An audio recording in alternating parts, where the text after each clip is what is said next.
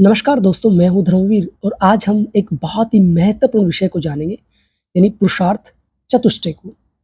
ये विषय काफ़ी बड़ा था और बोर्ड पे समझाने में थोड़ी कठिनाई थी, इसलिए हमने डायरेक्ट जो पुस्तक है योगसार, उसमें से आपको समझाने का प्रयास किया है। बहुत से विद्यार्थियों की इच्छा थी कि षोडश संस्कार की तरह से ही सर, इसके भी नोट्स हमें बताइए, इसके बारे में भी हमें बताइए, क्योंकि हम काम करते हुए भी इस विषय को आपकी वाणी में सुन सकते हैं और हमारा विषय भी तैयार हो जाता है और सुनकर हमें अच्छा भी लगता है और हम तसल्ली से सुनते हैं तो इसे हम नोट भी कर लेते हैं। तो देखिए, पुरुषार्थ चतुष्टय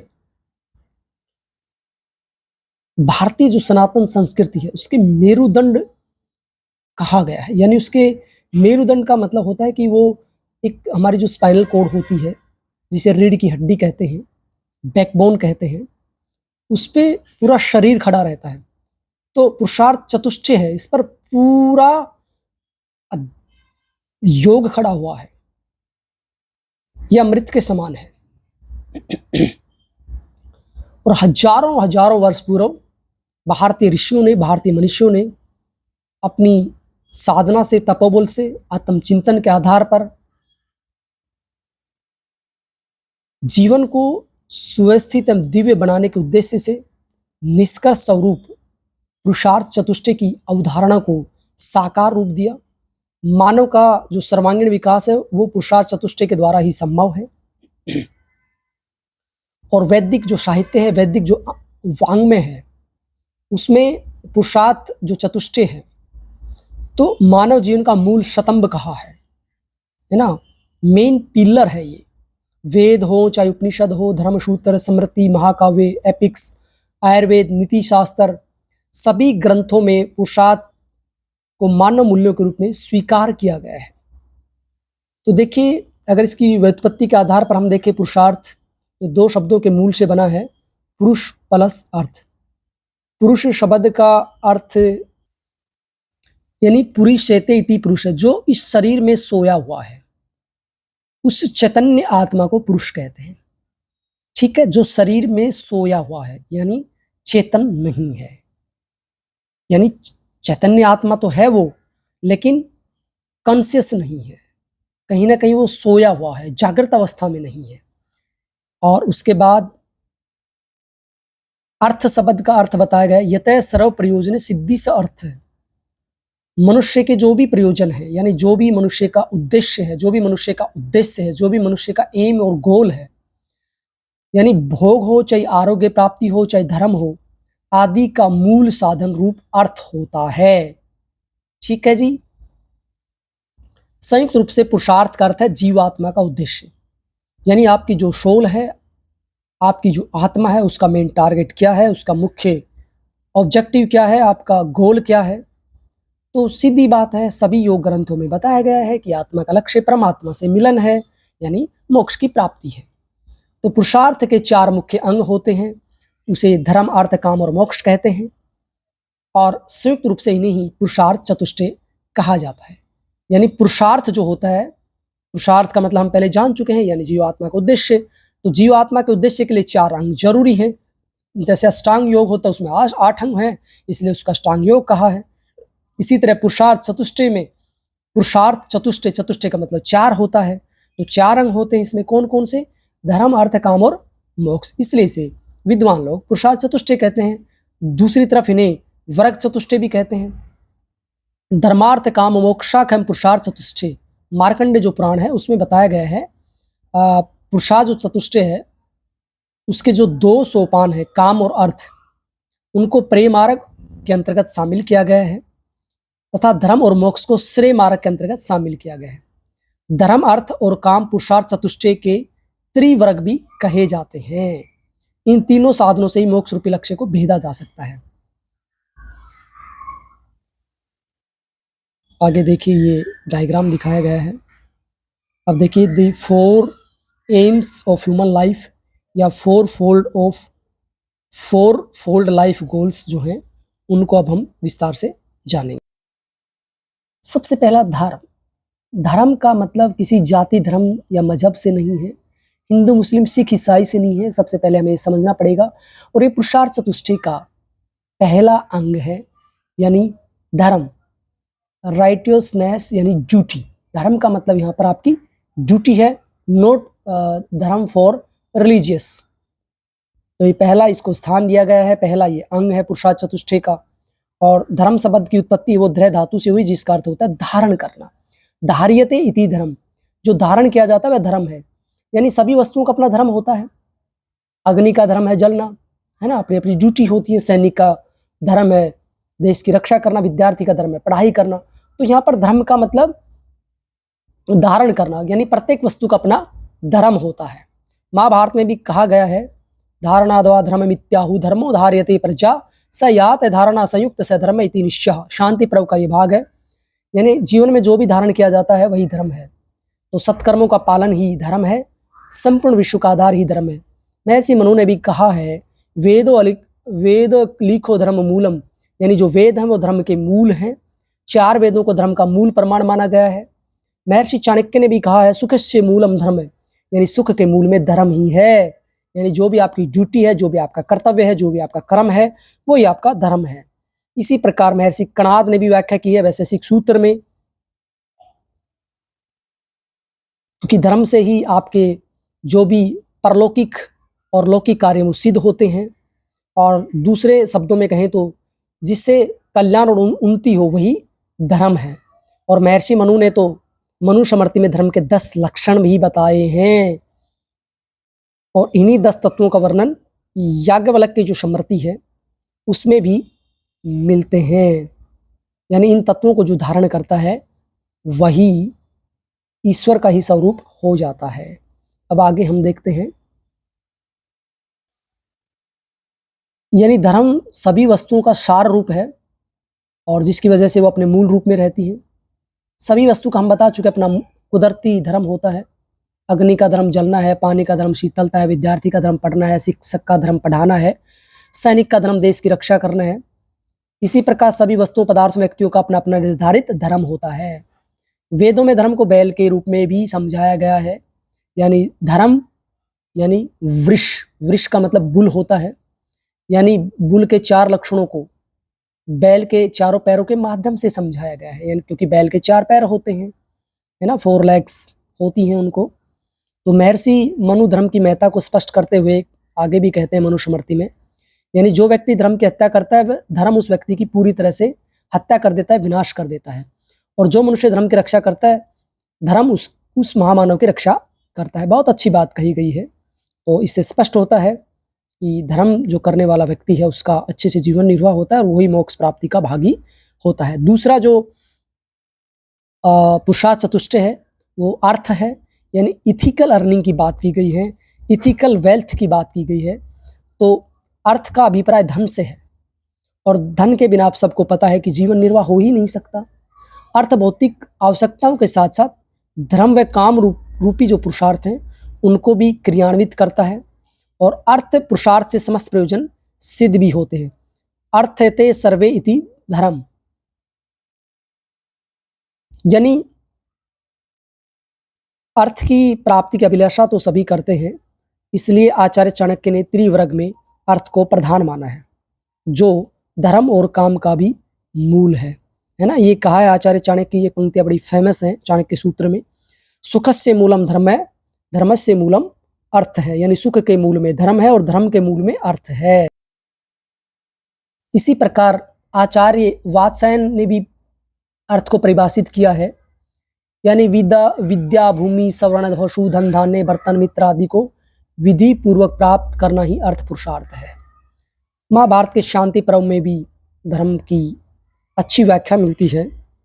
इसी प्रकार विदुर नीति में भी धर्म के बारे में बताया गया है।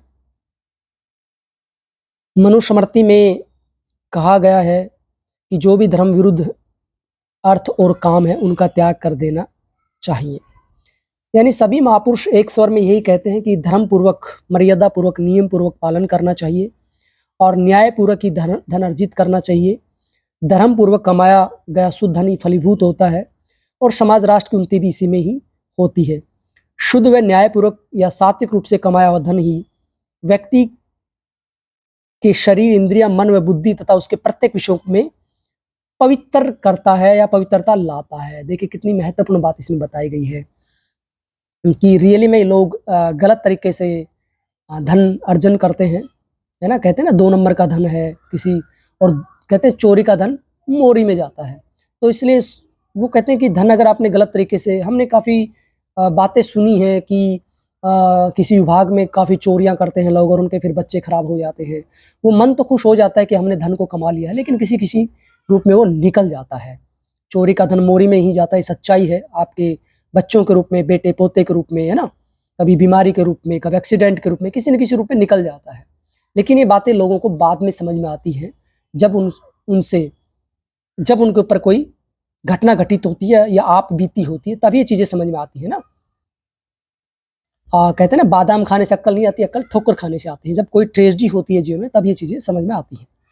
काम, तो काम का मतलब डिजायर है, प्लेजर है ना, इच्छाएं हैं, खुशी है। तो तीसरा अंग है पुरुषार्थ चतुष्टय का। सामान्यतः काम का तात्पर्य वासना, इंद्रिय सुख यानी सेक्सुअल डिजायर से होता है ना। सामान्य काम का मतलब सेक्सुअल डिजायर से लेते हैं, लेकिन विशेष संदर्भ में अगर हम बात करें, और काम का तात्पर्य यहाँ पर इच्छा है, खुशी है, आनंद है। ठीक है, काम के लिए सेक्सुअल डिजायर भी होती है, वो भी एक पार्ट होता है जीवन का, गृहस्थ आश्रम का, लेकिन यहाँ पर काम का मतलब खुशी है, आनंद है। और महर्षि याज्ञवल्क्य के बृहदारण्यक उपनिषद है, महत्वपूर्ण उपनिषद, उसमें कहते हैं कामयति इति काम है, अर्थात 5 इंद्रियां एवं उसके विषयों से उत्पन्न होने वाला मानसिक सुख या आनंद ही काम है। बहुत ही सुंदर परिभाषा दी गई है ना। 5 जो हमारी ज्ञानेंद्रियां हैं, सेंस ऑर्गन्स हैं, और उनके जो विषय होते हैं, उनसे उत्पन्न होने वाला मानसिक जो सुख होता है, मेंटली जो प्लेजर होती है, वो ही काम होता है। इसी प्रकार महाभारत के वन पर्व में भी इसकी परिभाषा दी गई है। इंद्रियाणाम च पंचानाम मनसो हृदयस्य च विषय वर्तमानानाम प्रीति रूप जायते स काम इति में बुद्धि कर्मणा फल मुततम। यानी 5 जो ज्ञानेंद्रियां हैं, इनके द्वारा अपने मुख्य कार्य को संपन्न करते हुए शब्द, स्पर्श, रूप, रसगंध आदि इंद्रियों के द्वारा मिलने वाले सुख को ही काम कहते हैं। ये काम जीवों के पुण्य कर्मों के द्वारा मिलने वाला सर्वोत्तम फल है। तो समस्त संसार का बीज रूप काम ही है, क्योंकि कोई भी मनुष्य है वो खुश रहना चाहता है, आनंदित रहना चाहता है, प्रसन्नचित रहना चाहता है, चाहे वो योगी हो चाहे वो भोगी हो, वो खुश रहना चाहता है। तो मनुस्मृति में भी धर्म, अर्थ और काम, मोक्ष को पुरुषार्थ का आधार जो बताया वो काम को ही बताया है। तो पुरुषार्थ चतुष्टय के त्रिवर्ग जो है, उसमें काम को धर्मानुसार मर्यादित बताया है ना, धर्म के अनुसार ही इसका पालन करना चाहिए। और ये जो काम है धर्म पुरुषार्थ की तरह ही इस लोक में अभ्युदय और परलोक में निःश्रेयस प्रदान करने वाला है ना। इस लोक में यानी संसार में, और परलोक का मतलब स्वर्ग में, है ना, बियॉन्ड दी बॉडी, है ना। यहाँ पर भी स्पिरिचुअलिटी और प्रॉस्पेरिटी की बात की गई है। इसी प्रकार गीता में भी जो 7वां अध्याय, उसमें बहुत अच्छा बताया गया है। धर्मा विरुद्धो भूतेषु कामो अस्मि भरत सर्व, यानी हे भरतवंशियों में सर्वश्रेष्ठ अर्जुन, मैं सभी प्राणियों में धर्म सम्मत काम हूँ। इसी प्रकार महर्षि वात्स्यायन काम के विषय में कहते हैं, शरीर स्थिति हेतुत्वा दहार धर्मानो ही कामा। काम सूत्र में यानी व्यक्ति के शरीर की स्थिति का हेतु काम है, जो आहार की तरह ही मानव के लिए अनिवार्य है। काम और क्रोध को नशा बताते हुए महर्षि शुक्राचार्य कहते हैं, यानी ये नशा भी है एक।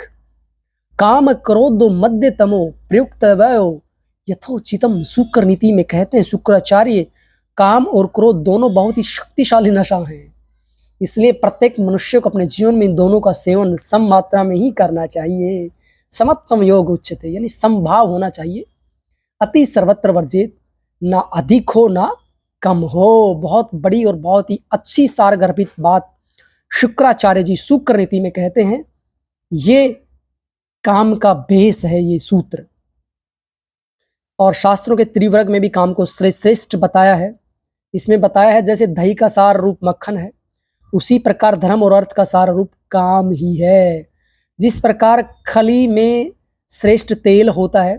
आपने देखा होगा सरसों की, तिल की, या जितने भी ये तेल निकालने वाली चीज़ें हैं जिनमें तेल होता है और उनकी जो खली बनती है उसमें तेल ही श्रेष्ठ होता है। तक्कर छाछ की अगर हम बात करें तो उसमें घृत होता है। वृक्ष की लकड़ी से श्रेष्ठ उसके फल और फूल होते हैं। उसी प्रकार धर्म और अर्थ से अधिक श्रेष्ठ काम है। देखो कितनी अच्छी बात यहाँ पर काम के विषय में बताई है। काम के द्वारा व्यक्ति जो अपनी अदम्य इच्छाएं हैं, अनलिमिटेड डिजायर्स है, उनसे विरक्त होकर परमात्मा के प्रति अनुरक्त हो जाता है ना, उनसे विरक्त हो जाता है, उनसे डीअटैच्ड हो जाता है और परमात्मा के प्रति अनुरक्त हो जाता है, उनके प्रति अटैच हो जाता है। यानी एक तरफ से हट जाता है, भौतिक सुखों से, भौतिक सुविधाओं से हटकर वह परमात्मा की तरफ आकर्षित हो जाता है। इसके बाद व्यक्ति को तत्व ज्ञान पूर्वक आत्मिक उत्थान करते हुए मोक्ष की प्राप्ति होती है। तो अंतिम जो पुरुषार्थ चतुष्टय है वो मोक्ष ही है, सेल्वेशन है, लिबरेशन है। तो देखिए मानव जीवन का परम लक्ष्य मोक्ष प्राप्ति ही है, और जिसकी शुरुआत कहाँ से होती है? जिसकी शुरुआत धर्म से होती है। तो भारतीय संस्कृति में अलग अलग धर्मों में या पर्यायवाची शब्दों के रूप में कहें तो कैवल्य, अपवर्ग, मुक्ति, निर्वाण, विवेक, ख्याति, परम पद, परम धाम, सदगति, ब्रह्म प्राप्ति आदि अनेक नामों से मोक्ष को जाना गया है। और मोक्ष का अभिप्राय यहाँ पर देखिए स्पष्ट रूप से बताया गया है। मुच्यते सर्व दुख है बंधन अर्यत्र से मोक्ष है। बंधन से मुक्ति व सभी प्रकार के दुखों से मुक्ति ही मोक्ष है। क्योंकि हम बार बार जन्म लेते रहते हैं, है ना, और जन्मांतर से जब मुक्ति मिल जाती है तो मोक्ष प्राप्त हो जाता है। मैं बता चुका हूं कई अपने व्याख्यानों में कि जब आत्मा परमात्मा से मिल जाती है तो उसे मोक्ष मिल जाता है। तो आत्मा क्या करती है? शरीर छोड़ती रहती है, नए नए शरीर धारण करती है, नए नए जन्म लेती रहती है। और जब उसे शरीर धारण कब छोड़ेगी आत्मा? जब उसे मोक्ष मिल जाएगा। मोक्ष का मतलब उसे रेस्ट मिल जाएगा, आराम मिल जाएगा, है ना। उसके बाद वो जन्म नहीं लेती है आत्मा। और देखो कितनी अच्छी बात यहाँ पर कही गई है।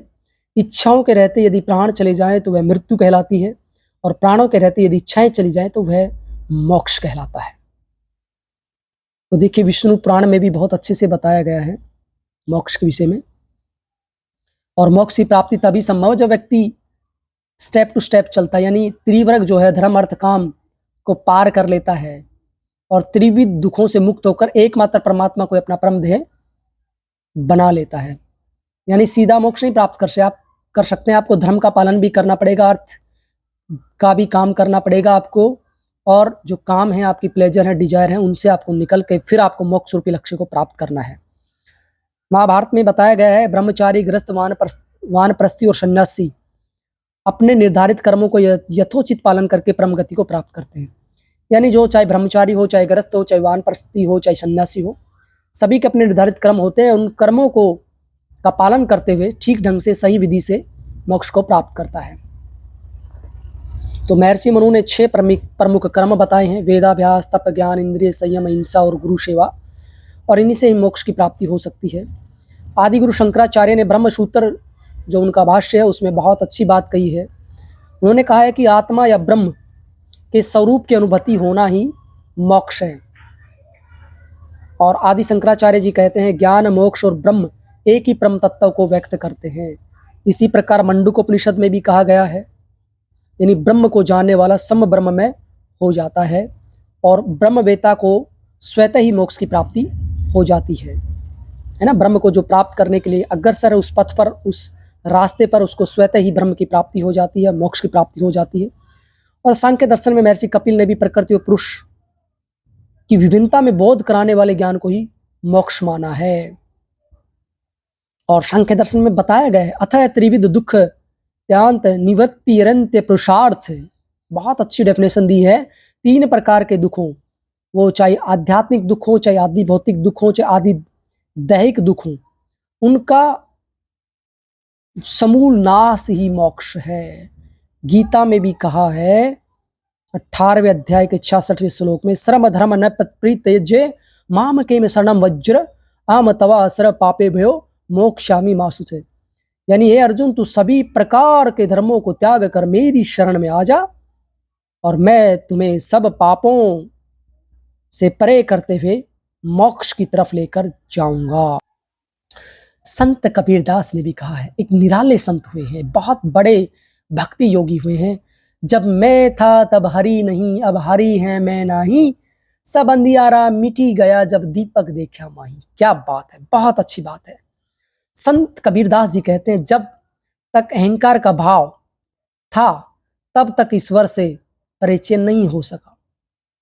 यानी भीतर जब अहंकार था तो ईश्वर को नहीं जान सके थे। जब अहंकार का भाव समाप्त हो गया तब ईश्वर रूपी दीपक के उजाले का ज्ञान हो गया, जिससे सारा अज्ञान रूपी अंधकार मिट गया, अर्थात मोक्ष प्राप्त हो गया। वेद, उपनिषद, पुराण, दर्शन, गीता, रामायण, महाभारत, स्मृतियां, आयुर्वेद आदि सभी भारतीय ग्रंथों में जो विविध आयाम हैं उनके द्वारा मोक्ष रूपी लक्ष्य के उदाहरणों को ही प्रमुखता से स्पष्ट किया गया है।